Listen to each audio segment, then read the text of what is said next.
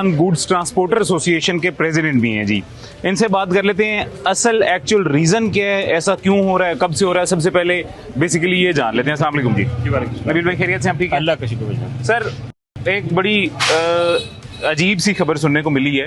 वो अजीब सी खबर ये सुनने को मिली है, अच्छा मैंने अभी जो तारुफ करवाया वो ये करवाया कि पाकिस्तान में पहले कोई कारोबार करना आसान नहीं था। नया कारोबार तो करने वाला पहले तो सोचे ही ना जी कि नया कारोबार कोई करना है। जो पहले से कारोबार चल रहे थे उनको भी अब निशाना बनाया जा रहा है, उनके लिए भी मुश्किलात खड़ी की जा रही हैं। जिसमें एक मुश्किल ये है कि अब ये डंपर्स, ये गाड़ियां जो एक जगह से दूसरी जगह सामान कार्गो करने के लिए इस्तेमाल की जाती थी, उनको बंद किया जा रहा है, सैंक्शन किया जा रहा है। इसमें हकीकत है? जी बिल्कुल ऐसे। पर ऐसा क्यों हो रहा है? देखें जी, गवर्नमेंट ने ट्रांसपोर्ट सेक्टर को हमेशा से ही इग्नोर किया है। ठीक है। हमारे लिए मुश्किलात में इजाफा किया है। ठीक है। टैक्स जो कि हमारे ऊपर बनते नहीं है, हमें उसमें मुलव्वस करने की कोशिश की जाती है। कस्टम का इशू आए तब ट्रांसपोर्टर जिम्मेदार। ठीक है। अभी इन्होंने एक नया रीजनल टैक्स अथॉरिटी के नाम से डिपार्टमेंट को फाल किया है। ठीक है। वो क्या कर रहे हैं, वो हमारी गाड़ियां जब लोड करके जाती हैं, हमारे पास 100 बिल्टी, 150 बिल्टी, 200 बिल्टी का सामान एक ट्रक के अंदर आता है। ठीक है। वो छोटे छोटे देहातों में, शहरों में, दूसरे छोटे अजला में जाता है और उसके अंदर जो सामान होता है वो किसी का 1 कार्टन है, किसी का 2 कार्टन है, किसी का 3 कार्टन है। अब उसके बाद जी कह रहे हैं जी सेल टैक्स इनवॉइस आप हमें मुहैया करें, उसके ऊपर जो प्राइस टैग है वो प्रिंट हुआ होना चाहिए। अच्छा। इस सिलसिले में इन्होंने आज 5-6 दिन हो गए हमारे कंटेनर इस्लामाबाद में पकड़े हैं। अच्छा। और उसमें कुछ काफी हद तक हमने उनको सेल टैक्स इनवॉइस दिखाई दी है। ठीक है जी। हमने कहा यार देखें, आप मार्केटों में चेक करें, आप फैक्ट्री में जहाँ से मैन्युफैक्चरिंग हो रही है आप वहां से चेक करें, क्योंकि उसके बगैर तो निकल ही नहीं सकता। और दूसरा जो चाइना से इंपोर्ट हो रही है वो भी सेल टैक्स दे के आ रहा है। ठीक है जी। अब आपने ये जो नया एक सिलसिला शुरू किया है, जो हरासमेंट की जा रही है,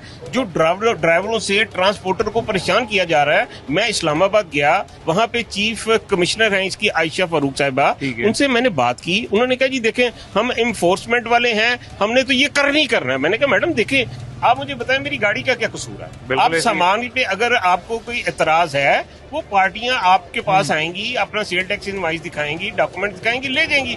अब हमें किस चीज की सजा दे रही है? वो कह रहे हैं नहीं, व्हीकल भी साथ में डिटेन होगा।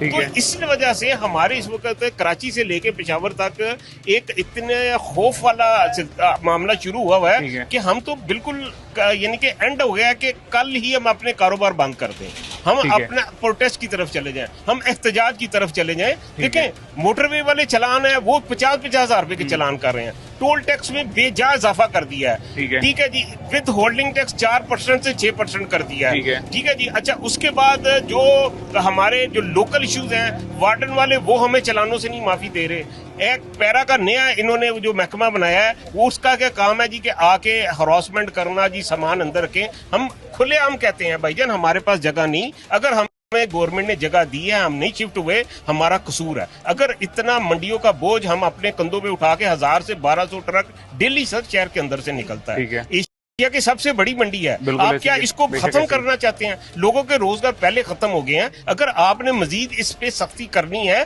तो लोग कारोबार कैसे? अभी आप आए हैं, आपने खुद देखा है कि कैसे खूक आलम है, यहाँ से बंदा पैदल नहीं गुजर सकता। बिल्कुल ऐसी कारोबार रुक गए हैं टैक्सों की वजह से। अभी ये पीछे जब आपने देखा है कि 19 तारीख को कराची और लाहौर ने जो शटर डाउन हड़ताल की है, अरबों रुपए का नुकसान हुआ है। यार आप बिजनेसमैन को फैसिलिटेट करें, मुल्क में मुआशी तरक्की हो, लोगों के कारोबार बेहतर हो, हम अपनी ट्रांसपोर्ट को बेहतर करें। आपने एक्सेलरेट का निजाम ले आए हैं, दुनिया में वो व्हीकल भी हमें प्रोवाइड करें।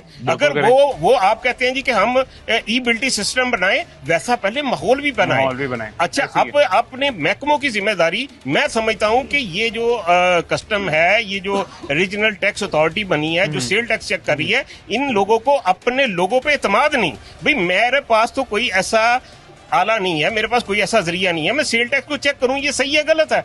मेरे पास देखें सामान आया, मैंने उस कस्टमर का नाम लिखा, यहाँ पे भेजने वाला ये नाम है, वसूल करने वाले का ये नाम है, ये मेरी जिम्मेदारी है। उसका CNIC लिखा, उसका मोबाइल नंबर लिखा, बस मेरे पास सिर्फ इससे ज्यादा मैं नहीं कर सकता।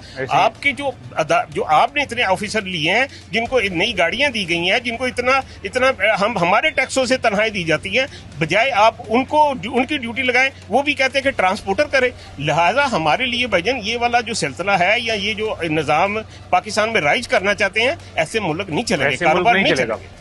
देखिए जी, ये इस वक्त जो हमें फिगरें दी जा रही हैं, ठीक है, जो आके आपने बताया कि ये बयानबाजी चल रही है, ठीक है, सर हमें इन बयानबाजियों से निकलना होगा, हमें ग्राउंड रियलिटी पे आना होगा, ठीक है, हमें बिजनेसमैन को, स्टेक होल्डर को साथ बिठाना होगा, पॉलिसियां बनाते वक्त उनको शामिल करना होगा, उनको ग्राउंड की जो ना अच्छी पिच देंगे तो हम बिजनेस अच्छा करके इस मुल्क को मजीद टैक्स देंगे। देखिए इस मुल्क को चलाना बिजनेसमैन ने है, इसको ताजर ने चलाना है, इसको इंडस्ट्री आपकी एक्सपोर्ट ने चलाना है। लेकिन जब आप इतना उसको टाइट कर देंगे, जब आप इतने टैक्सेस लगा देंगे, जब आप इतनी सख्तियां कर देंगे, हर अदारा मैं समझता हूँ हमारे ऊपर, चाहे वो ताजिर हो, चाहे वो इंडस्ट्री वाला हो, चाहे वो सर्विसेज वाला हो, उसके ऊपर मुसल्लत हो जाता है कि जी अपने लिए कमा के ले आओ और हमसे नाजायज वसूली करते जाओ, ठीक है। और उस महकमे को टारगेट दिए जाते हैं। कौन सा मुल्क है जहां पे बजट में 11 अरब रुपए से 11 अरब तो मेरे ख्याल को 30-40 करोड़ रुपया चलानों की मद में रखा गया है कि जो हमें वसूल होगा। मुझे बताएं यार। अच्छा सर, आप तो ट्रांसपोर्टर हैं, आप तो नाजायज इस चक्की में पिस रहे हैं, ट्रेडर भी हमारे साथ मौजूद हैं। अब इनसे पूछ लेते हैं जी, वकार साहब हमारे साथ मौजूद हैं, अब ये वो ताजिर हैं जी जिनकी वजह से ट्रांसपोर्टर पिस रहे हैं, इनसे पूछ लेते हैं जी ये क्यों ट्रांसपोर्टर के दुश्मन बने हुए हैं। वकार साहब खैरियत से ठीक हैं? जी जी, अल्लाह का शुक्र। भैया मैंने गलत तो नहीं कहा? बिल्कुल बिल्कुल एग्जैक्टली आपकी बात बिल्कुल 100% दुरुस्त है। सबसे पहले तो हम आपका चैनल का, आपका खास तौर पे प्रोड्यूसर साहब का शुक्रिया अदा करते हैं कि हर जो हमारा मसला होता है उसको आप उजागर करते हैं आला वानों पर, और हमारे मसाइल हल भी होते हैं सर एनी टाइम। अच्छा, सबसे बड़ी मैं जो बेसिकली चीज डिस्कस करना चाहता हूँ ना कि भाई ये लाहौर है, ठीक है, लाहौर से सारा मुल्क है, ऐसे ही है, बिल्कुल ऐसे ही है। जितना गुड्स ट्रांसपोर्ट है ना, सब मेन अड्डे यहाँ पे बैठे हुए ऐसे ही है, क्योंकि there is no other place which can compete with the city of Lahore. ऐसे ही है, बिल्कुल इसका कोई एनालिसिस नहीं है, कोई कंपैरिजन। 11,000 अरब टैक्स पंजाब ने दिया है, लाहौर से निकला है ना सर? कहाँ से निकला है पंजाब में? अब मैं इन चीजों में ना, इनके जो उनको एडवाइजर्स है ना, मैं उनकी ये हरकतों के ऊपर मैं हंसता हूँ। मुझे एक रात को एक बंदे से डिस्कशन हो रही थी, तो वो कहते हैं कि यार ये सारे जो है ना